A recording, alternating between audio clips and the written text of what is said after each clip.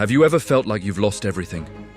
Like the storm of life has just washed away all your hard work, all your dreams? That's where we find Caleb. A good man, a hard-working man, standing in the middle of what used to be his life's work. A small business, now just a pile of splintered wood and broken dreams after a vicious storm. The weight of defeat is heavy on his shoulders, his face a mask of despair. You can almost feel the cold rain still clinging to the air, mirroring the chill in his heart. He had poured every ounce of his energy, every penny he had into this place. And just like that, it was gone. It's a feeling many of us know all too well, that moment when you look at the ruins and think, how can I possibly start over from this? But in the darkest moments, a little light can make all the difference. For Caleb, that light was his daughter, Sarah.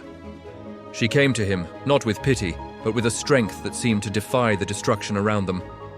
She looked at her father, this giant of a man she had always looked up to, and saw the flicker of his spirit dimming.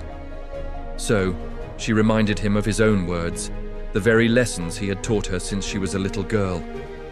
She spoke of perseverance, of not giving up when things get tough. She talked about faith, not just as a word you say in church, but as something you live, something that holds you up when you feel like you're sinking.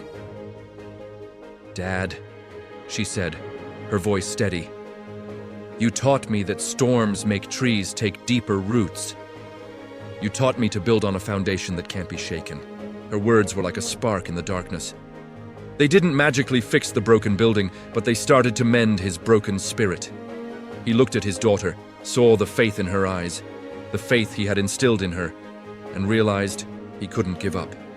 Not for himself, but for her. And so, together, they began the impossible task of rebuilding. It started small. One piece of salvaged wood at a time, one nail driven into a new beam. It was slow, grueling work. Every day was a battle against sore muscles, dwindling funds, and the ever-present doubt that whispered in the back of their minds. Friends and neighbors would stop by, some offering a helping hand, others shaking their heads in sympathy, thinking it was a lost cause. There were days when Caleb wanted to quit, days when a new problem would arise, a supplier falling through, a tool breaking, the sheer exhaustion of it all. He would look at the half-finished frame and see only how much was left to do. But Sarah was always there. She'd bring him water, work alongside him until her own hands were raw. And most importantly, she would remind him why they were doing this. They weren't just rebuilding a business, they were rebuilding their hope. They weren't just using wood and nails, they were using faith and resilience as their mortar. This time, Caleb decided, would be different. He researched, he planned. He chose stronger materials, dug a deeper, more solid foundation. He wasn't just fixing what was broken, he was building something better, something designed to withstand the next storm, because he knew there would always be another storm. And sure enough, it came.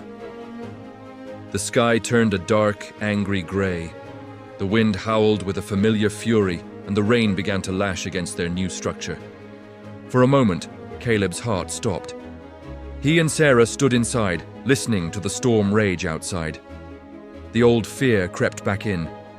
Had they done enough? Was their faith, their hard work, truly strong enough this time? The building groaned under the pressure. The windows rattled, but it held. The winds blew, the rain poured down, but the foundation stayed firm. The new beams, the stronger walls, everything they had so painstakingly built stood its ground against the tempest. When the storm finally passed and the sun broke through the clouds, they stepped outside. The structure was untouched. It stood tall and proud, a testament to their unwavering faith and relentless effort. They hadn't just built a building, they had built a fortress of hope. The day of the grand reopening was a beautiful, sunny day. The entire community gathered, their faces filled with awe and admiration. The new shop was more than just a place of business. It was a symbol for the whole town, a beacon of what's possible when you refuse to be defeated. Caleb stood before the crowd, not as a broken man, but as a leader, his voice ringing with gratitude and wisdom. He shared his journey, the despair, the struggle, and the ultimate triumph. He spoke of hope, of community, and of the incredible power of building your life on a solid foundation. He looked at Sarah, his partner in this incredible journey, and his eyes filled with love and pride. The celebration was a joyous one, filled with laughter and a shared sense of victory.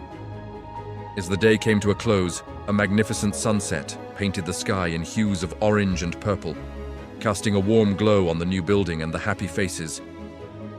It was a perfect ending to a story of renewal. And in that quiet, beautiful moment, a single thought echoed in Caleb's mind, a verse he had held on to throughout his ordeal. Therefore, everyone who hears these words of mine and puts them into practice is like a wise man who built his house on the rock. The rains came down, the streams rose, and the winds blew and beat against that house. Yet it did not fall because it had its foundation on the rock. Caleb smiled. He had lived those words. He had built his house on the rock. Thank you so much for watching and sharing in this story of hope. If it touched your heart, please like, share, and subscribe for more content that aims to inspire and uplift. Remember, no matter what storm you're facing, you have the strength to rebuild on a stronger foundation. We'll see you in the next video.